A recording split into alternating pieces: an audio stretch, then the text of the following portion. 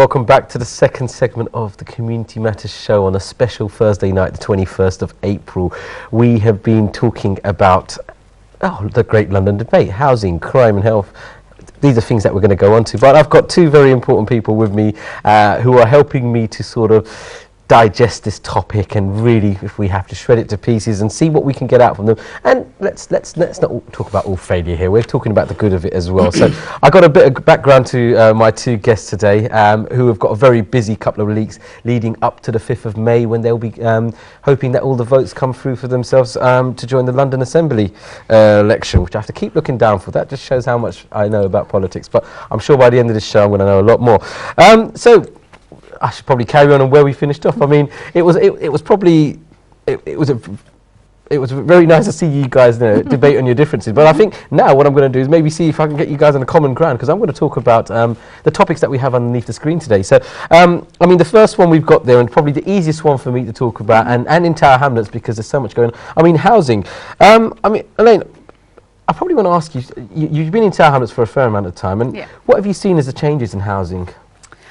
I guess in terms of changes, it's just been that there is more and more development. However, it's not development for local people.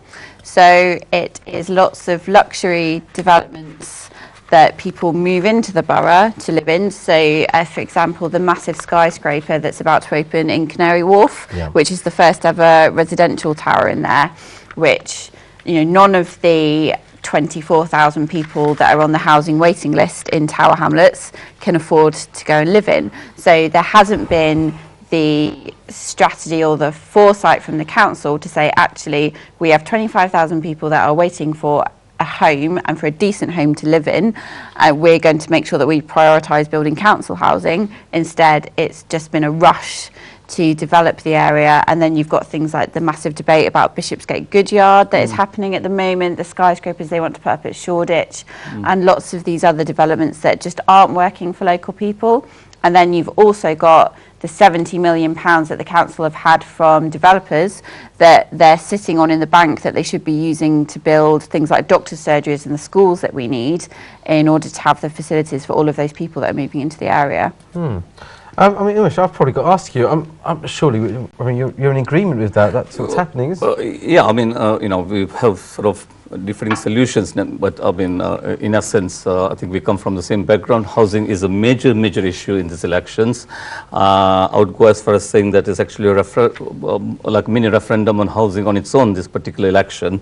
I think there are many problems. The housing crisis is extremely grave, and it's been growing year by year. We need to build 50,000 homes in London each year just to cope with the demand. Demand's exceeding supply, and it's a crisis, the origin of which stretches back over many years. And we really need some long-term fundamental thinking about how to solve the housing crisis facing London and Londoners. But surely these developers are coming in and they're taking that as their support and their bargaining chip. Well, let's look at the existing housing stock right now for a start, and what I would call slum landlords, Rackpenite landlords. Rackpen was a notorious landlord in the 1950s, and that's where the term Rackmanism comes into it. And you've got houses in East London, people, you know, the 3-room house, 10, 15, 20 people living. In Newham, the worst case that I've come across was a house where we had 36 people in a 3-room house. And there are things that can be done right now. A private sector licensing scheme, which is what Newham Council, we were the first council in the country to actually introduce a licensing scheme to regulate landlords. Most landlords are good people and deserve help, protection, and councils want to work with good landlords. But there's a small rogue minority. So we can do something there. We can set up a not-for-profit lettings agency. And again, there are many good lettings agents. And again, it's working in partnership with them. So it's actually doing something about the current housing stock, but it's not rocket science. And here again, I think we're on common ground. The idea is to build more homes. We've got to look at where the money for building the new homes is going to come from, because no one wants to pay more in taxes and so on. But it's really public sector housing, building more social housing, and really building genuinely affordable homes. homes that Londoners can afford. Now, quite frankly, if you're talking of building homes that sell at up to £450,000, like one particular party and their candidate who has been invited but hasn't turned up for whatever reason, who are proposing to do, or charging market rents at something like at extortion at 80%, that's not affordable. It's going to be generally affordable, and amongst many radical solutions that we are looking at as a Labour Party is a London living rent, for instance, like the London living wage. So yes, it is the #1 issue in these elections. We are agreed on that, and there are many other issues, but really it's actually fixing the housing crisis. I'm glad you've mentioned affordable housing, and I'll probably come to you for this, Elaine, because so going back, probably nearly half a decade ago is when they first proposed and probably kicked in the affordable housing. Yeah. Affordable rent, 80% of market rent. And obviously it's been argued all this time, and the question is, does the argument continue, or do you think there's going to be a change? Because 80% of market rate in London, it's still not representative, is it? No, it's not at all. And I think what we've had is a continuing disconnect between that definition and what is actually affordable to local people. So across City and East, there are about 20% of families live on £15,000 a year or less. So 80% of market rate is so far beyond what they can afford. And that's where you do get things like the slum landlords, because they can make huge amounts of money out of people that are in a desperate situation. So there's a few things we have to do. First of all, it is building council houses, right to buy for council housing, and the fact that the Conservatives, who I know aren't here, want to bring that in for housing associations means that our problem is going to get even worse, because there won't be the council houses available. So we need to make sure we're building more of those. It's about redefining affordable for me personally, so that it is linked to what people are earning in a borough, so that we recognise that actually in places like Tower Hamlets and Newham, not everyone who lives in those boroughs is working in somewhere like Canary Wharf or the City. And so therefore what's affordable for those people is not 80% of market rent. And so we need to really have a look at that and look at what's driving it. Hold your thoughts on the right to buy, because I've got a question there. Sorry, go ahead. I was just going to say two very quick points, if I may. There's a scandal, first, of empty homes. Now, I know that action can be taken on homes that are empty for no good reason over many months. Islington Council, for instance, has got a very strong policy that they will take action against homes that are kept empty. But also there's a scandal of foreign investors, overseas investors, buying homes, and then, just buying homes and hoping to cash in at some stage in the future on increased property value. And really it's about a house building program, and this is not being xenophobic or anything like that. Of course we welcome foreign investment, but it's actually about making sure that homes that are built in London are, first preference is actually given to Londoners of whatever creed, color, nationality, it's just common sense. I want to actually stay on that topic of empty homes, because we've got the two calibers, haven't we? The one that you just mentioned, an investor buys and just leaves it empty to cash in at a later point. And then we've got, if we look at the social housing market, market's the wrong word to add there, the social housing, I mean, is there a duty from the local authorities to increase the way they handle void properties, or sort of mutual transfers, or, dealing with tenancies that are inherited or not inherited and put it back? I mean, should there be an increase in time for them to turn around these properties, have them available?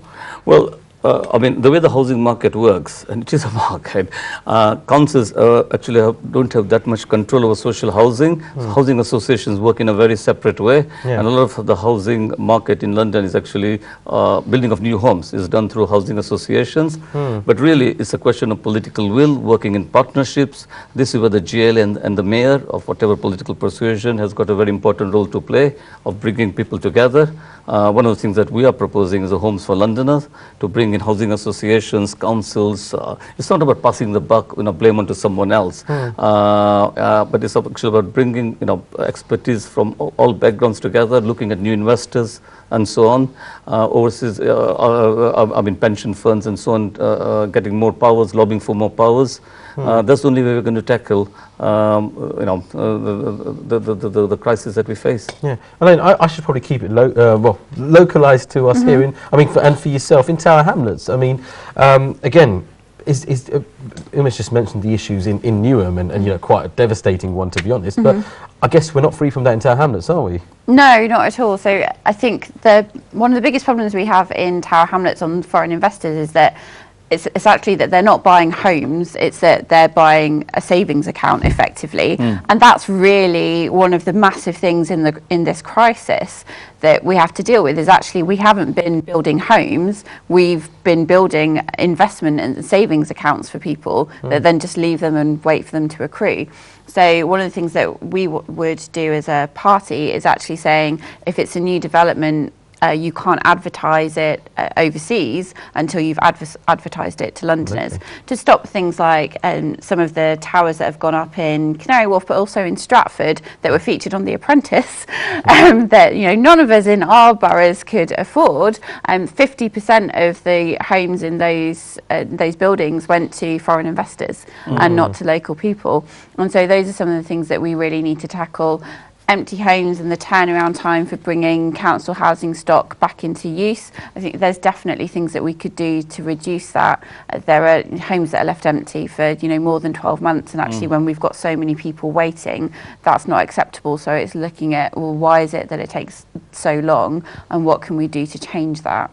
Just that probably leads on to my question, because I want to talk about the pay to stay. Yeah. Now, pay to stay, surely if that comes in, that's only going to fuel this issue more. It would, absolutely, and that's why Lib Dems in the House of Lords tried to amend the housing bill to get it removed, and so many other things that were wrong with that piece of legislation.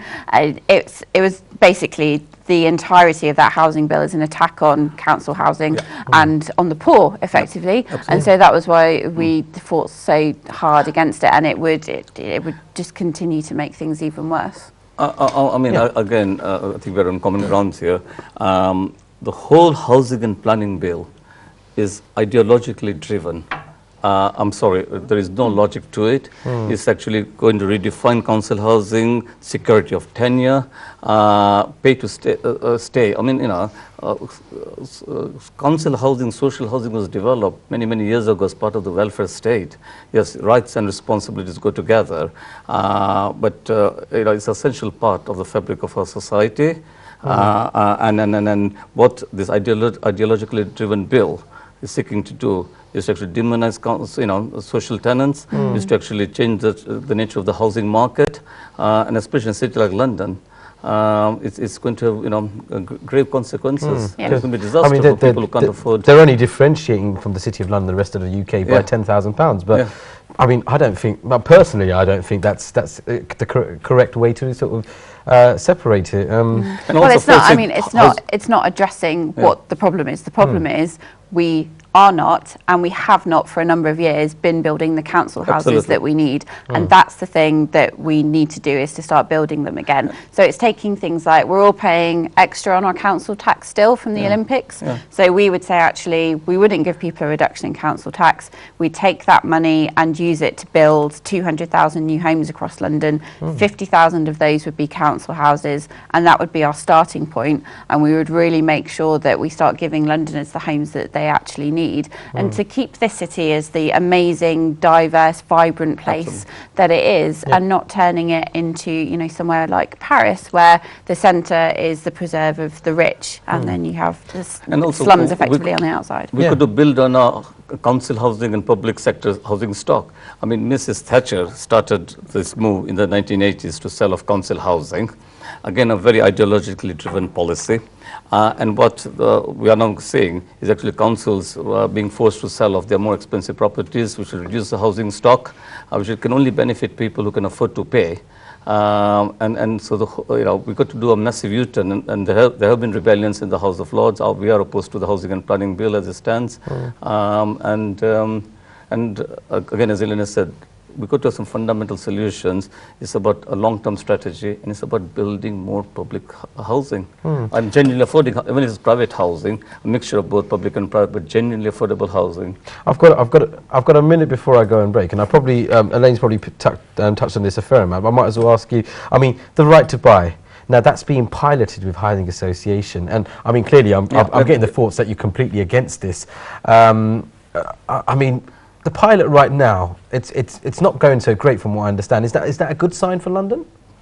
Well, I mean, there is enormous opposition to this particular bit of legislation. So is it, do you think it's actually the opposition that's preventing people from buying the housing association under the right to buy scheme, or is it just that they can't afford it? Well, I think, I mean, the legislation is actually being amended, there are various amendments being put forward and so on, right? But the fundamental issue is that in its present form is actually, going to sort of change the nature of the housing market, and actually it will deprive, it will put councils, the housing stock that they wish to retain, to reduce it. And I think the whole thing is doomed to failure.